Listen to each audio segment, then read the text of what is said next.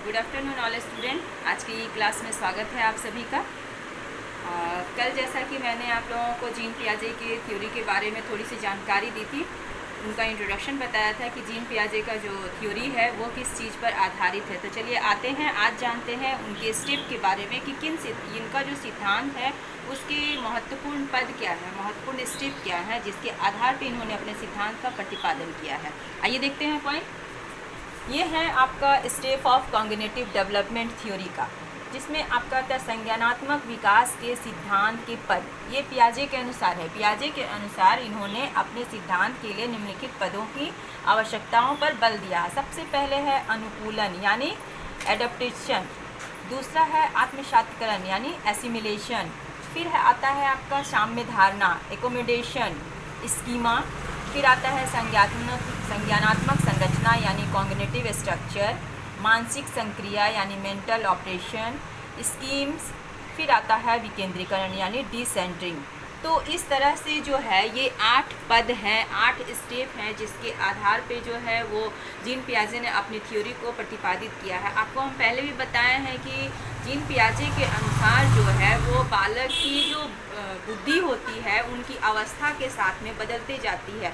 यानी बालक जो है वो जब वो जन्म लेता है तब उसकी बुद्धि जो है उतनी परिपक्व नहीं होती है। जैसे जैसे उसकी उम्र बढ़ती जाती है वैसे वैसे जो है उनकी बुद्धि में विकसित होती चली जाती है। तो आइए जानते हैं, सबसे पहला जो है इसमें अनुकूलन। इस अनुकूलन के अंतर्गत क्या आता है? एडॉप्टेशन हम लोग किसे कहते हैं जानते हैं आज हम लोग।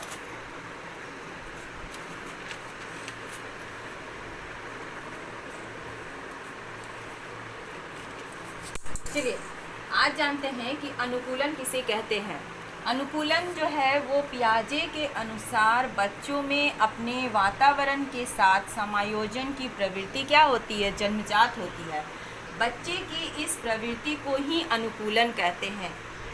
सिंपल सा है कि जब बच्चा जन्म लेता है तभी जो है वो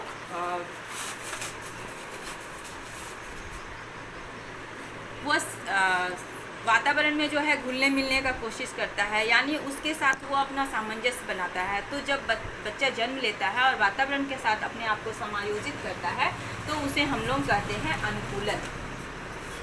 तो उनकी जो ये प्रवृत्ति होती है इसी प्रवृत्ति को हम लोग अनुकूलन कहते हैं। तो बच्चा अपने प्रारंभिक जीवन से ही अनुकूलन करने लगता है। जैसे वो सीखता है उसी के अकॉर्डिंग जो है वो अपना समायोजन करता है, वैसा व्यवहार करता है। आते हैं कि जब बच्चा के सामने कोई नया उद्दीपक आता है, यहाँ मैंने लिखा है, आप लोग देखिए इसे गौर से, कि जब बच्चा के सामने कोई उद्दीपक होता है तो बच्चा अलग अलग कार्य नहीं करता है, बल्कि उसकी मानसिक क्रियाएं, यानी जब कोई उद्दीपक से उसका सामना होता है वातावरण में तो वो क्या करते हैं, वो अलग अलग रूप से कार्य नहीं करते, बल्कि उसकी मानसिक संक्रिया जो है, मानसिक प्रक्रिया जो है वो एकाग्रचित्त होकर के एक कार्य को करता है, जिसे संगठित रूप में वो कार्य करना हम कहते हैं। तो पियाजे के अनुकूल जो है, पियाजे ने अनुकूलन की संपूर्ण प्रक्रियाओं को 2 भागों में बांटा है। इन्होंने क्या किया कि अनुकूलन को बांटा।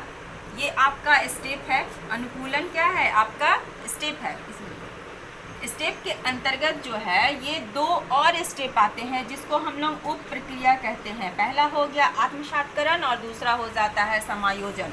तो इन्होंने जो है अनुकूलन की संपूर्ण प्रक्रिया को 2 अलग प्रक्रियाओं में बांटा है।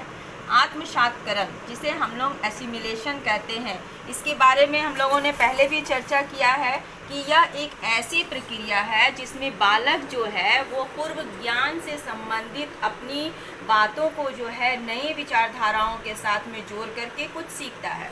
तो आपको पहले बताया कि वो अपना समस्या का समाधान कैसे करता है, अपने पूर्व ज्ञान के आधार पर करता है। तो इसे ही हम लोग कहते हैं आत्मसात्करण।